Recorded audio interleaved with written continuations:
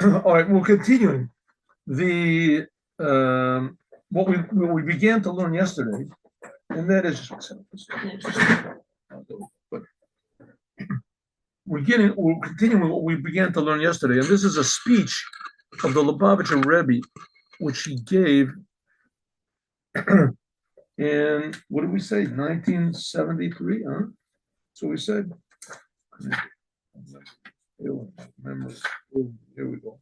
This is a speech that Lubavitcher Rebbe gave in 1964. 1964, right? And it's based on the idea of a Gemara. It says in the Gemara in the Talmud in Psachim that in the merit of the holiday of Sukkot, we will receive the third temple and the name of the Mashiach. More exactly, because it says twice in the sentence about Sukkot, it says B'yom Rishon, and it says Ulakachtem b'yom Rishon. So it says on the first day you should sit in Succa, B'yom Rishon.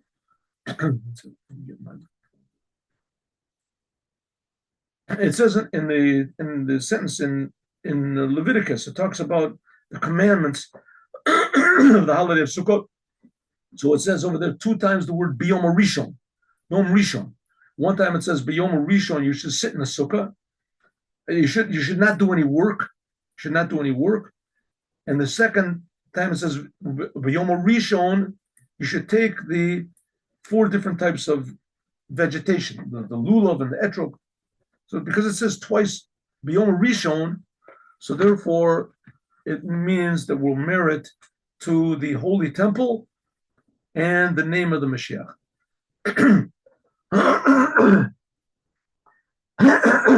So the Rebbe asks, what's the connection? What is the connection between the two of them? It's, okay, maybe we can understand a little bit. The first one says B'yom Rishon. It's talking about sitting in a sukkah. So you sit in a sukkah, is that the sukkah is sort of like the holy temple, right? The sukkah is a holy building. It's a commandment. It's holy. You go inside of it, it encompasses you. So, okay, maybe we can say the sukkah, that the merit of that will get the holy temple. But so why not just say in the merit of the sukkah? Why does it say in the merit of Rishon? Because it says Rishon, because it says the word Rishon. Therefore, we're going to get the holy temple. Because we sit in the sukkah, we'll get the holy temple. Question number 1. Question number 2. How is it that by taking the lulav and the etrog, that we're going to merit to the name of the Mashiach? What's that got to do one the other? The name of the Mashiach, how's that? And not only that, say clearly, because of taking the lulav and etrog, we'll merit to the name of the Mashiach. Why does it talk about Rishon? The second time it says the word Rishon, that's talking about that we'll merit to the lulav and etrog and the name of the Mashiach. What's the connection between all of them? So I'm just repeating what we learned tomorrow, what we learned yesterday. Wait. What did we learn yesterday? There's something special about Sukkah and the lulav and etrog, which is not present in any other commandment. Not present in any other commandment. And through this, we're going to understand the idea of the holy temple and the name of the Mashiach and what it's got to do with this Rishon. Why it says twice the word Rishon. What's it? So the Rebbe says, let's look at the Sukkah. Sukkah, first of all, is you take mundane things from the world. You just take leaves or branches, and you put them on 4 walls, say, and the walls can be made of just wood or can be made of anything. The walls can be made of anything. But the idea is you take mundane things and you make it into a mitzvah. And that's the whole idea of the Torah. The Torah takes physical things in the world and makes it into commandments. Huh? That's what the Torah does. Physical, that's the commandments, the physical things. Same thing with the lulav and the etrog. The lulav and the etrog, there are 4 different types of vegetation, just regular things in the field, and you use it for a commandment. That's the purpose. Let's say the goal of the Jewish people is to take the world and make the world holy. And that's what the commandments. It says, but if you look closely, you'll see that the Succa and Lulav and Etrog are different from all the other commandments. And the Succa and the Lulav and the Etrog are also different from one another. In other words, each one has something unique. They're different from all the other commandments in the Torah. So what are they? What's unique? Because first of all, the Succa. The Succa, interestingly enough, the time when you're sitting in the Succa, in the holiday of Sukkot, the schach, the covering of the Sukkah, becomes holy. And you're not allowed to use it for anything. And according to the rabbis, the walls are also the same. Now, the rabbis are no less than the Torah. The rabbis, the only reason the rabbis can make up commandments and these stringencies is because the Torah commands them to do it. And so the rabbis are working only with the power of the Torah. So practically, the rabbinical commandments are really Torah commandments also. Okay, but according to the Torah, there is a little bit of a difference. Good. For our purposes, there's not. In the holiday of Sukkot, the Sukkah itself becomes holy. The schach on the top becomes holy. It's holy, which is not the case other commandments like that. For instance, tzitzit, right? You have tzitzit. The strings on the tzitzit, even when they're attached to the tzitzit, they're not holy. They're not holy. They're not considered to be holy. They're considered to be helpers connected to a commandment, right? Tashmishe mitzvah. It's called, they're connected to a commandment, but they're not connected to holiness. They're not holy. So that's one thing. The sukkah, when you sit in it, it becomes holy, not like the other commandments that don't, that at the time when they're being done, listen, there are some commandments which are holy from the beginning, like when you put on tefillin, so they remain holy always. But the sukkah is not so. The sukkah, after the holiday of Sukkot, it's not holy anymore. Then it's something like the strings of tzitzis. But in the holiday of Sukkot, the sukkah and the schach on top of it, they're considered to be holy. That's unusual. There's no other commandment that's like that. And then after the holiday, they're not holy at all. But in the holiday, they are holy. Okay, there's nothing that's like that. Okay. Lulav and etrog. There's the lulav and the etrog and the hadas and the arava. The four different types of vegetation that are used for this commandment, they all hint at unity. Each one of them hints at unity before you even use them. Before you use them. And the lulav, all of the leaves, they grow at one stick, they grow together. The hadas, the whole entire branch of the hadas is covered with leaves. It's supposed to be you don't see the branches at all. They're covered with leaves. Hadas. The arava, the willow branches, they all grow like one unity. Right? If you look from afar, a willow tree looks like it's not branches sticking out over here. It just looks like sort of like a mushroom, like an umbrella. And that's the willow tree. And the same thing with the etrog. The etrog, the yellow fruit, the etrog, that is unity because it grows all year long on the tree. It benefits from all the different seasons. There's no other fruit like that. Some of each one has its seasons. The season for the etrog is the whole entire year. So all of them have an element of unity in them, even before you use them for the commandment. And of course, when you do use them for the commandment, you unify them all together. Okay, so somehow or other, this is going to hint at the name of the Mashiach. We'll see. And also to the Holy Temple, the Sukkah. Why is it hinted at by the word Rishon? We'll see. Let's go.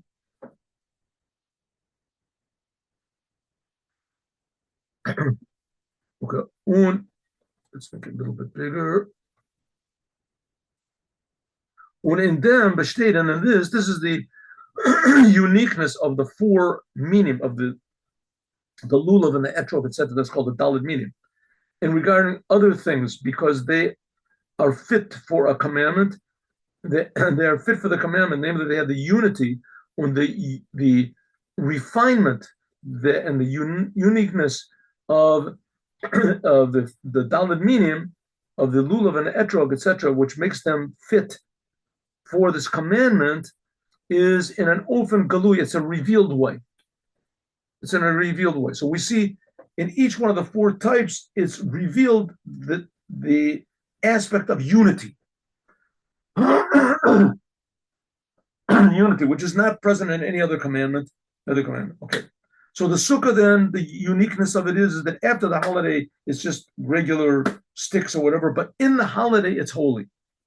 And the uniqueness of the lulav and etrog is that each one of them has to indicate, each one of the four ingredients indicates unity before you even use it, in order for it to be used. Okay.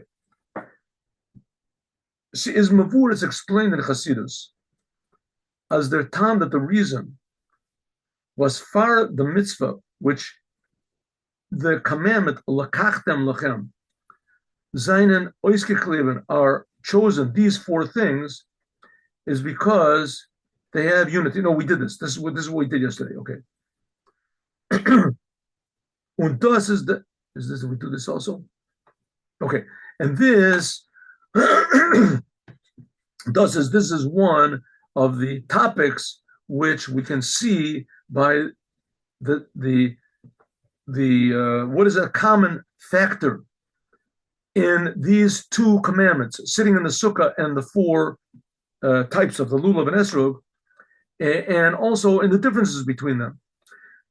What's the commonality between the two commandments of lulav and etrog and sukkah?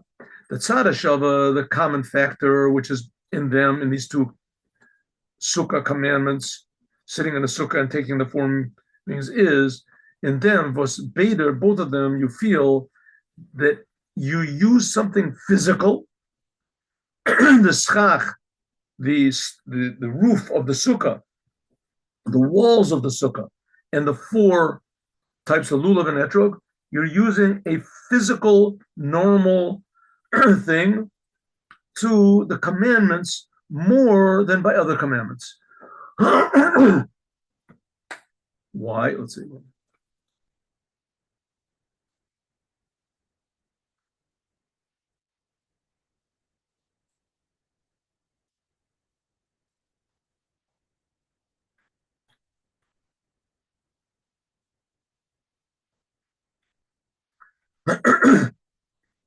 Right, both of them, sukkah and lulav and etrog, you're taking things that are really mundane, that have not been prepared at all.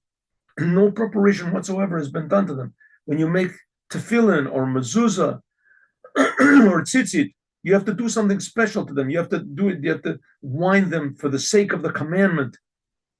It has to be that only a Jew prepares them for the commandment, which is not the case. The lulav and the etrog and the sukkah, it doesn't have to be anything special. True, it says on the schach that a Jew should put the schach on the a Jew that keeps Shabbos should put schach on the top, on the top. But except for that, the commandments are totally physical, mundane items. Right? The sukkah is made from regular boards from the wall and regular the foliage on the roof. A non-Jew can cut it off. It can be just found in the street. You just found branches in the street and use it to put on your sukkah. You don't need any preparation whatsoever. Same thing with the lulav and etrog. You don't have to have any preparation for them whatsoever. You can just take the fruit for the etrog and just use it, right? And just use it. That which is not the case to other commandments. Other commandments, they have to have some sort of a preparation to done. So we have in sukkah, the things that we use are really, really mundane, normal, everyday items. The sukkah and the lulav and etrog are made from really physical, not holy things. Nothing. That's what's common between them, sukkah and lulav. What's the difference between them is, as the shaykhs, the connection between the schach and the sukkah with the commandment of sitting in the sukkah is by means of actually doing a physical thing, by means of doing the commandment. And the connection between the four meaning with the commandments, this is the fact as that the nature of them is unity. Unity. In other words, every lulav in the world is already fit for the commandment. It's already fit for doing the commandment. It's already, you can see the commandment in it already before. It's not holy, but it has the idea of unity, which the idea of the branches that you put on the roof, they're not holy at all. You don't see any sign that they can be used for the commandment. When you put them on your sukkah and you use it for the commandment, then they become holy. Then they become holy. So the lulav and etrog have a sign of the mitzvah before they're even used, and the schach on the sukkah has no sign whatsoever. Nachash tzad, another thing which they're equal, these two commandments, a sukkah is higher from any division. What does it mean, sukkah? What's the commandment of sukkah? Going inside. What's the commandment? You go inside of the sukkah. That's the commandment. You go on the side of the sukkah and you sit there. That's the commandment. The rabbis say you should eat something, but really the commandment is just to be surrounded by a sukkah. Z is a makif. That's what's called a surrounding level. This is a commandment. It's called an easy commandment. It's a commandment where you don't have to do anything. You don't have to do anything. You just be, right? Everybody is somewhere, right? Everybody has to be somewhere. So where you just be, you're somewhere is in the sukkah. You did a commandment. That's what type of a commandment is that? That's what's called a surrounding commandment. Is nemtaron. It encompasses totally a person, his head, his body, like one. Unochmer, and even more. Nitnor in zay is hecher. Not only is higher from any division of a head and body and feet by the one Jew, but even more, this is higher than all the Jews. Is chalchus zwischen ein Yidden mit der zweite. It says that all of the Jews are fit to sit in one big sukkah. It says in the Gemara in Succa. It says the Mashiach is going to fix up Succa to David HaNofelet. That the presence of God encompassing the Jews, that's like a sukkah. And it encompasses all the Jews everywhere. I mean, we can see this now, especially we can see it in Israel, that our enemies are shooting these missiles at us, right? They shot up to now over 20,000 missiles, 20,000 missiles. And God protects all the Jews. Now, you might think to yourself, there was one very irresponsible person that he was the head of this yeshiva in Bnei Brak, and he said that, this was in the time of Saddam Hussein, and he was shooting these rockets at us, these big Scud missiles, whatever. And he said, and now God is going to protect only those who really believe in him, namely himself. And anybody who doesn't is going to get punished. You're going to see it's going to be the big punishment. And the Lubavitcher Rebbe got so angry about that, about a person could say that, that he gave 3 weeks of speeches about how precious the Jewish people are to God, every Jewish people, and how terrible it is for anyone to say anything bad about the Jewish people in any way. And God got mad at Moses about it. God got mad at Isaiah about it. And for sure he's going to get mad at a person that doesn't have any connection to Moses or Isaiah whatsoever in wisdom or whatever. Anyway, we read one about it. The same thing, that's the sukkah. What? The sukkah encompasses, we see it now. Our enemy is shooting these missiles at us, and God protects all the Jews. All the Jews that are anti-God, the Jews that have changed their religions, the Jews that are doing terrible sins, I mean, stealing and things like that. God protects them all. Every single one of them, just like he protects everybody. Right? Everybody, all of them are the same. You do Torah, you keep Shabbos, you don't keep Shabbos. It's exactly the same. Right? The Jews that are in nightclubs and the Jews that are in synagogues, God, the Havdil, and God protects them all. And that's the idea of the sukkah. It encompasses everybody. Doesn't make any differences whatsoever.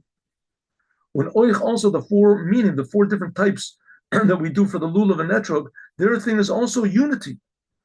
The unity from all the details which there are. First of all, the lulav is different, the etrog is different, and also the unity from the 4 things, putting them all together. From the alle minim zusammen, they're an ein mitzvah. Each mitzvah, it's each one of the items in the 4 types, like we said before, shows on unity, and putting them all together is a new type of unit. So both the sukkah and the lulav and etrog shows on unification. Now, unification on one hand is a very difficult thing to do because everybody's different and everybody's afraid of losing their uniqueness and their specialness, right? And what do I have to open up myself to somebody else? I don't even know who the guy is. On one hand. So unity in one way is not a good thing because it means you have to give up somehow or other of your comfort zone, right? On the other hand, unity is the best thing in the world. Why is unity good in the world? Because take an example, an orchestra, right? You have all these different instruments and they play together. They play together and it's beautiful. But you have an orchestra and all of them are violins, right? Then it's terrible. I mean, a lot of the Arab music, that's what it sounds like. They all play the exact same melody. So, okay, maybe you like it. Even by them, it's not all the same one, unless it's one or two things, but a whole orchestra playing violins, they have a couple of flutes and a couple of this, is a couple of ouds and a couple of this, the canoons. They have to be different instruments. Different instruments, they make unity, e pluribus unum, like it says, from many there becomes one. Okay, this idea of unity is stressed by the Succa, and it's also stressed by the Lulov and the Etrog. Okay, but there's a little bit of a difference. Also in the unity, there's a difference between the unity of the Succa and the unity of the four types. In the Succa, there is no divisions whatsoever. In the Succa, everyone that goes in, you're inside of the Succa. No, there's no divisions. You don't have to have one person. In order for the Sukkah to work, you have to have one person that's tall, one person that's short, one person with blue eyes, one person with brown eyes. Then you have to have a person that don't keep Torah. And there's no such thing. You don't have to have any differences in the Sukkah. And the Sukkah doesn't make any difference, which is not the case. The four meaning, everything has to be different. They have to be different. The Lulav has to be different from the Etrog. The Etrog is different from the Hadas, etc.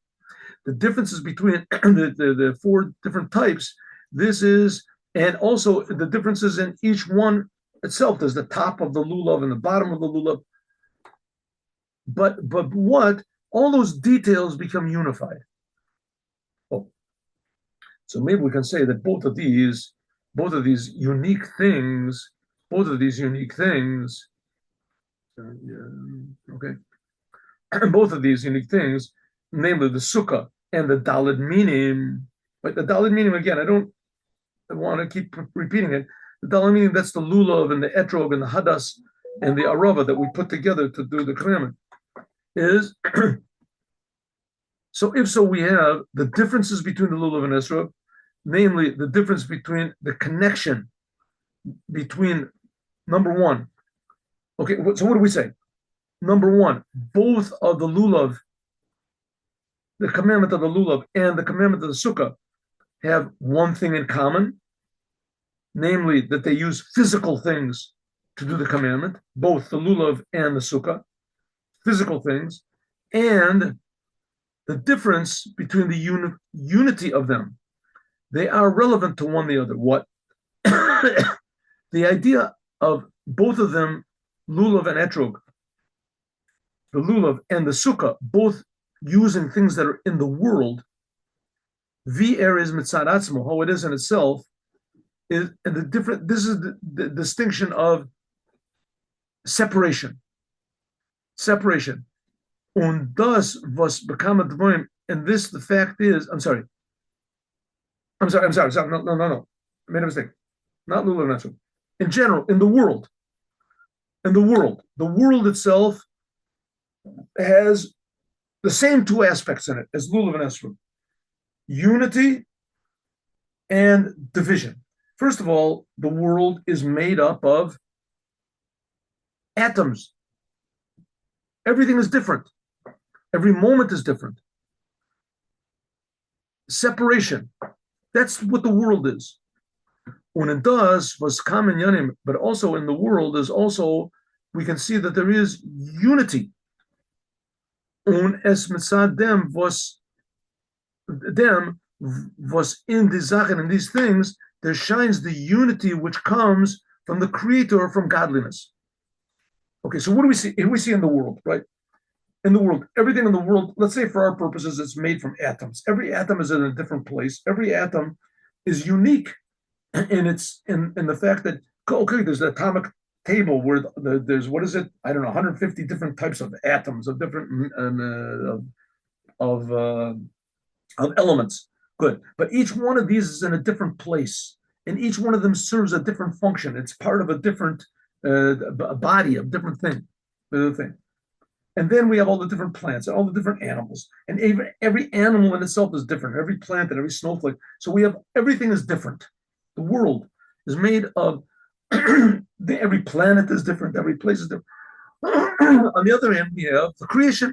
The creation is one big unity. It all works together. And then we can also feel in this the unity of God. That there's a creator, the world. From this, it's understood that the difference between the unity in the Succa, which is higher from any division, and the unity from the Lulov and Etrog, which this is unification of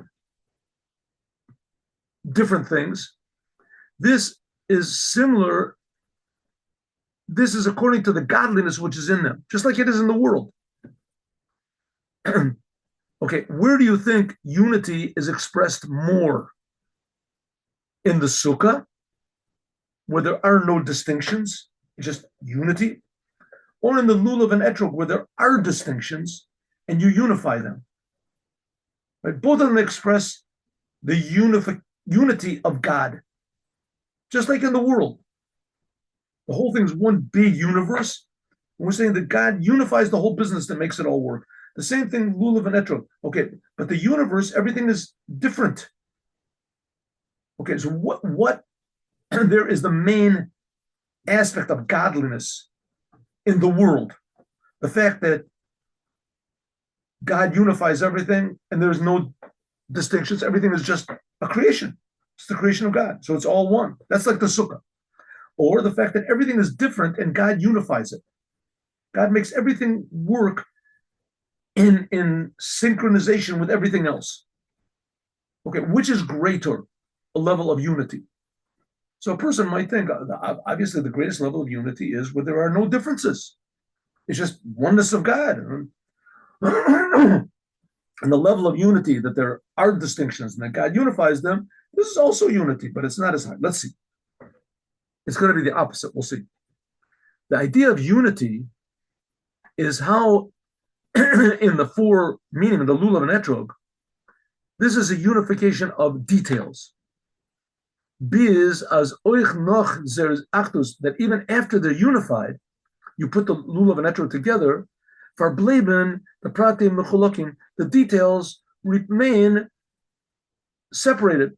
The Lulav still stays a Lulav, the Etrog stays a Etrog.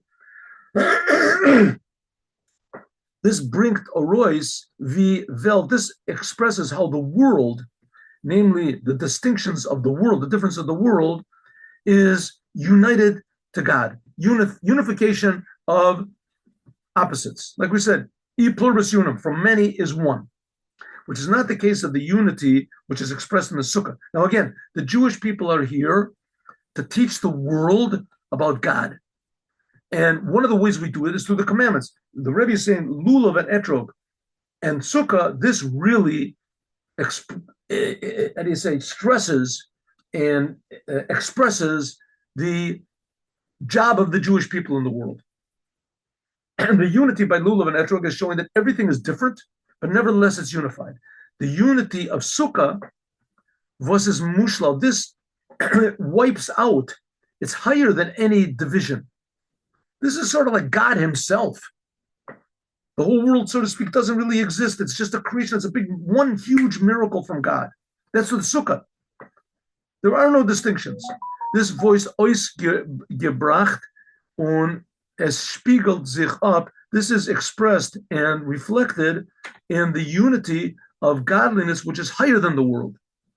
According to this, so now it's understood that the difference between the Sukkah, which is total unity of God with no distinctions, and the Daled Minim, this expresses the unity of God in the world. The chiluk zwischen they bring it sheiches the devurim gashmin inyan mitzvahs. This now expresses the different how physical things are used for the commandments. The four, meaning the lulav and the etrog, vibalt, because as inyanam, their whole idea is the world, right? We said the lulav and etrog is world, normal things in the world. They don't state and a bittel. This is how the world itself is surrendered to God. The Rebbe, therefore, is the hadgasha, the stress, is the joining physical, the physical. I'm sorry, joining physically the physicality of the world with the commandments shebahem, that in them vizay, how they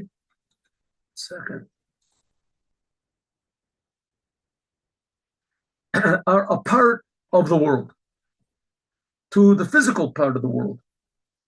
See, is kentik, you can recognize in them that they are physical things and how they are fit to do a commandment. In other words, the lulav and the etrog and the hadas are regular plants in the world, but each one of them, before you use it for the commandment, each one of them on their own shows that it's ready for unity. It's ready for unity. The lulav, every lulav in the world, what's the lulav? It's a central branch in a palm tree. It's a one branch that sticks way up. Every lulav in the world, how many are there in the world? Millions, who knows how many? Each one indicates unity. They're all unified together. Every willow tree in the world indicates unity. In other words, it's already showing that the world is sort of prepared for godliness, which is not the case. The Succa, because the whole thing of the Succa is drawing down the unity of God, the oneness of God, which negates the world. The Rebbe, so therefore, is the Hadgasha, the main thing is the joining of the commandments, Chibur HaMitzvah v'Agashmis b'nogea to the mitzvah. So the lulav and etrog, that stresses the world, how the world is ready for God. And the Sukkah, that stresses that the commandments will negate the world. The commandments make the world ready for God. Commandments. And so on one, the lulav and etrog is showing that the world itself is already ready. It's got a sign of godliness in it, unity. And the Sukkah comes to show that the world is not ready. But when you do the commandment of Sukkah, that transforms the world. As the Shachat, of the drawing down of godliness by means of the Sukkah, this is higher than any of the differences and the distinctions of spiritual or physical. So therefore, the holiness is Sukkah makes, therefore the holiness, when you do the commandment of Sukkot, then that makes the walls and the schach of the Sukkah holy. Then they become holy. They're not just like tzitzit or whatever, they become holy. And after the holiday, they're not holy at all. So Sukkah, we said, that's the uniqueness of Sukkah. It makes physical things holy, but before and after, they weren't holy at all. They weren't holy. Lulav and etrog, that shows that before you'd use the commandment, it already was fitting for godliness. The world is ready for godliness. That's what even before you use it for a commandment. And the commandment just brings this out. So it's two different types of unity. The unity of the Sukkah, it, so to speak, changes the world. And the unity of Lulav and etrog, it just brings out in the world a higher aspect of godliness, a higher aspect of unity, as we'll talk about more, God willing, tomorrow. Now let's do the second one.